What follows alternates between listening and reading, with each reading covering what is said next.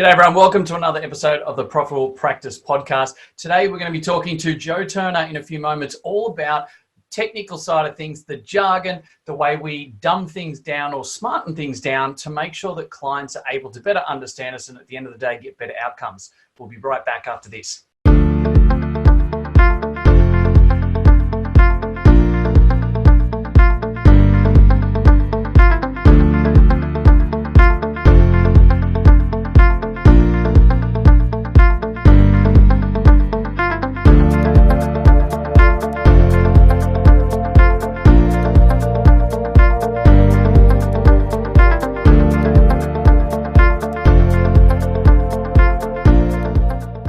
Without further ado, I want to say a big, huge welcome to Joe, who's joined us today on the podcast. Before Joe even gets to say g'day, I better introduce her.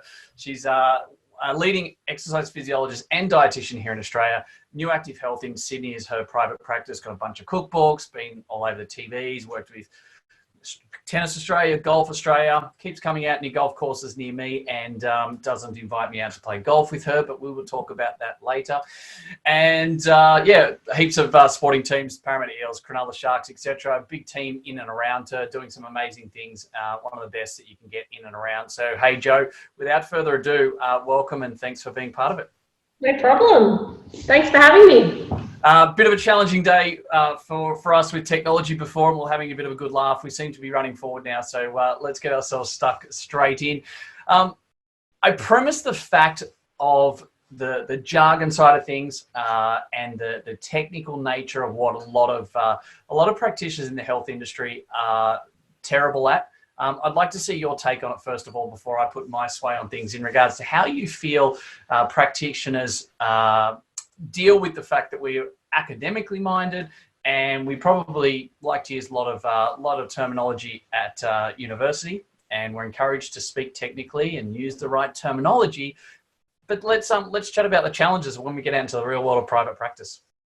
Yeah, look, I like to try and see it as though you're speaking two languages. So if you were, just because you can speak French doesn't mean you should speak French to someone that doesn't speak French. You need to speak English to someone that speaks English if you're bilingual. And being able to speak science is really fantastic, and know when you need to speak science to someone that can speak that language, and particularly if that's what they want. So sometimes speaking to other exercise physiologists, you want to talk the jargon if you think it's deemed necessary to get your message across. Sometimes you don't need to speak the high language to get your message across. Absolutely. If you are trying to speak to a GP and trying to, if they sort of think, oh, do you know anything? Do you know how to give someone a stretch? Then you might need to throw a few words in to go, yes, I can speak this language. You can talk jargon with me.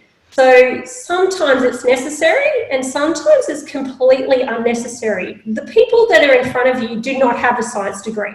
So speaking science to them is no point. They're not going to understand. One ear out the other, right? Yeah, and look, the most important thing, it's not just about that you can diagnose what that person needs and prescribe what they need. You need to be able to get them to do what they need to do. And sometimes if you can't get them to understand why you're asking them to do it, you're just dictating to them, they're going to just shut up and go, I don't want to do this. So it's not... talk to, do they? That's one of the biggest things. They don't like being talked to or talked at. People do. And I think this is the key about being a clinician, is actually understanding the psychology behind the patient. And I don't personally think there's enough psychology, even in a double qualification. So I've done the psychology in a dietitian degree and in exercise science, and I still don't think there's enough psychology. Some people are just good at being able to understand where people are coming from, and you get a knack the more experience. I've seen 30,000 clients individually, so it's nice. Fair number of people that you've got. And just a tad of experience behind you there. A little bit, yeah. Not giving away your age by any comments there though, so it's okay. Yeah, I like people guessing how old I actually am. Trying to actually get people to understand. I'm really big on analogies. That people, I use an analogy to teach someone what diabetes is and how a carbohydrate digests. and how it processes through the body, and also even what exercise does for someone with diabetes. So, you know, I can share my little analogy. It's kind of cool. Yeah, go ahead. Like if carbohydrates are coming into the body, imagine that these are a bus of people arriving at a hotel. These people come out of the bus, they go through a turnstile in my analogy, they are like a big Hilton hotel, and they pick up the key from the front reception desk. They go down the hallway, up the lift, down the hallway, and into their hotel room using their hotel key. If they can't get into their hotel, they go back down to the lobby and get another key and another key and another key. And after a while, the person at the front desk goes, I'm so sorry, I'm going to have to upgrade you to the penthouse or to the honeymoon suite because I can't get you into your normal room. So what happens with diabetes? Carbohydrates come in, the carbohydrates turn into glucose, so sugar is coming out of the carbohydrate, goes through your digestive system, goes past your pancreas, picks up insulin. That insulin is like a key. You go up the lift, you go down the bowel into the bloodstream, and you use your insulin to get inside your cells. If you can't get into your cells because of insulin resistance, your pancreas will continue to send out extra insulin, hand out extra keys until we have to upgrade it from, rather than getting into skeletal muscle, we try to get it into the liver or the fat cell, which is, you know, apparently the honeymoon suite in the penthouse. So you start gaining weight. Your cells don't. I haven't even thought of it that way, but your cells aren't actually getting the energy, and that's sending a message to the brain that rather than all my hotel rooms are full, I've actually got all these empty hotel skeletal muscle cells, and our brain is actually craving a lot of sugar. If you continue to do that, the pancreas is going to quit on you because it's just constantly getting flogged and complained at, and that's when it becomes diabetic, that you're no longer making enough insulin and your keys aren't actually working, and the people just can't get upgrades or get anywhere in the hotel. And then in a exercise, you know, there's inside your cell, there's a little mitochondria, and that's what my husband's a professor in. He's a professor in mitochondrial dysfunction in diabetes, obesity, cancer, and aging. And if you look at mitochondrial dysfunction, you know, and you see the powerhouse of our cell, one of the biggest ways to charge that powerhouse is with exercise. So often people are coming in thinking that I'm going to make people exercise because they have to burn calories and only overweight people have to exercise. And I say, no, we all need to exercise. My mitochondria needs charging just as much as you. And often people, when they're feeling tired, they're feeling lethargic, they're saying, I don't have any energy to exercise. I go, it's because your batteries are flat. Your mitochondria is insulin resistant because your batteries are flat.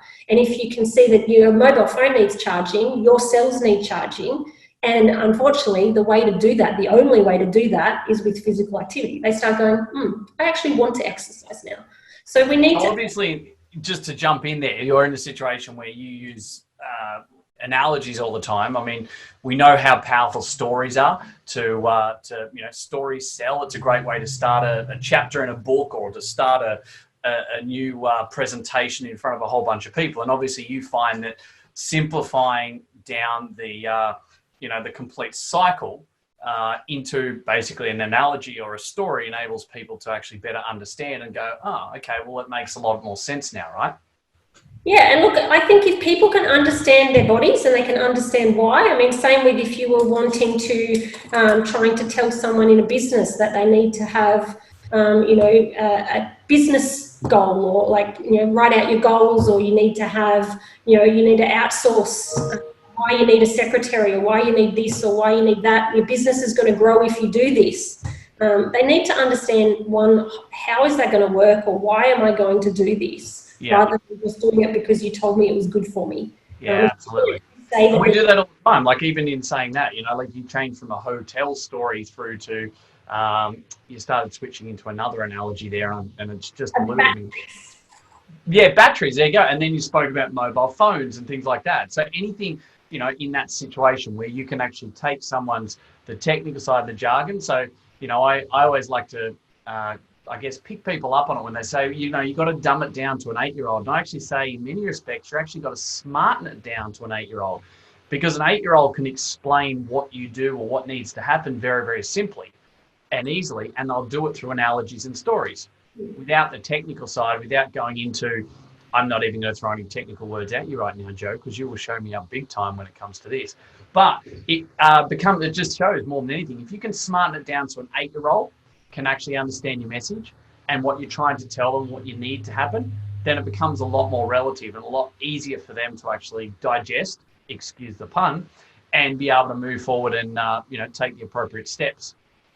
Yeah, it's actually interesting when you do have children and you try to explain to them what you do. They're actually it's really quite interesting to see what they say back. My 8-year-old, well, he's 9 now, we went to the orthodontist, and this is one of the points I want to bring up later in possibly another conversation. But my daughter needed orthodontics, and it was $15,000 or something or other for braces.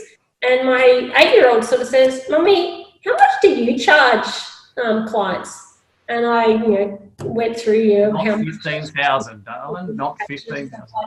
I go, "Not $15,000. He goes, "But what you do is so much harder than just straightening teeth. Like to try and he goes, you make such a bigger difference. Like having straight teeth, like you got crooked teeth, you don't really get teased. But if you're an overweight kid, you get teased at school. If you can actually like get an overweight kid to not be overweight, Mum, like you've changed their life."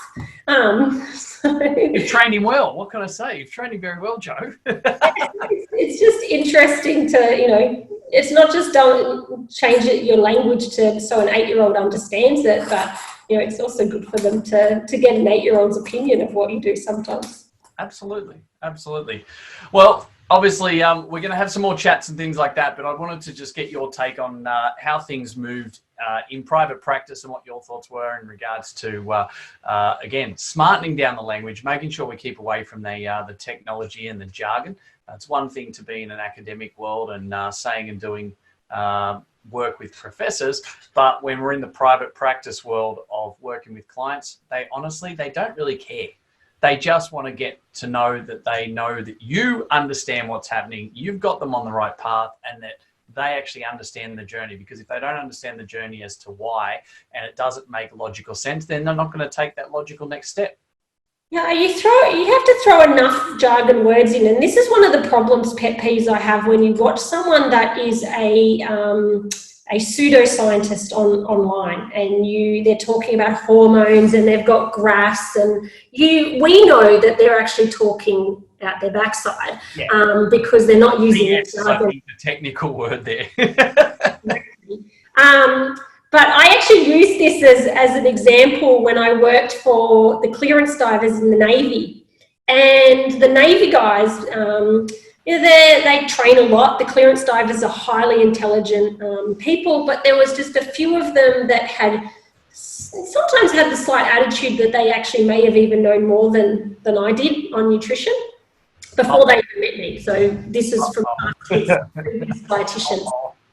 And so it's not going to end well for them. Go in and prove. This happened also in one of the major organisations that I worked with as well, that the sports scientist actually thought that he knew more about nutrition than I did before he'd ever met me before. And so sometimes I have to come in and throw my weight around to actually prove that I know. And with the clearance divers, what I did is I actually made up a spiel about weapons, about guns and grenades, and I actually Googled as much research as I possibly could and tried to throw as much jargon into this as possible. And I said, "Okay, can you see that I know anything about this?" They go, "Oh, no, we can tell in 5 seconds you know nothing about this particular topic," even though I've thrown some words in. And I think that's one of the biggest problems, and why some health professionals think they do have to throw words in to actually make them prove that they know more than others, or know more, in trying to convince your clients that you know stuff. But I don't think you have to throw a lot of words in, to prove that point. I think what you need to do is know how to actually convince them and sort of not rat out these other pseudoscientists, but particularly if a client comes in and they have they get very shocked that I'm going to give them carbohydrates to lose weight, or I'm going to actually cut their protein down to lose weight. And they go, "But I don't understand. This person, that person told me," and they really sound like they know what they're talking about. And so sometimes you do need to have some technical ways to prove that you know what you're talking about, but it doesn't mean that you have to bombard them. Absolutely, yeah. Information. Yeah. Joe, thank you very much. Really appreciate your time, and huge amounts of value in whenever we're able to speak. So I really appreciate it, and hopefully it gets a few more people thinking about their language and the way in which they work with their clients, keeping away from that jargon and the technical side. And as I always like to say, smartening it down to an 8-year-old. And hopefully we can get that 8-year-old or that 10-year-old of yours to get you that bit of that pay rise too, by the way. I'm working on it. Yeah, absolutely. Thanks, Joe. We'll chat to you again very soon. Hey guys, thank you very much for listening to another episode of the Profitable Practice Podcast. I would love nothing more than for you to be able to leave a review. I get so much joy out of listening and reading the amazing things that you guys say about this. So please subscribe to our channel, leave a review, and share it with your friends. Let's get some more fantastic information out there so all of us can grow the industry together. Cheers for now.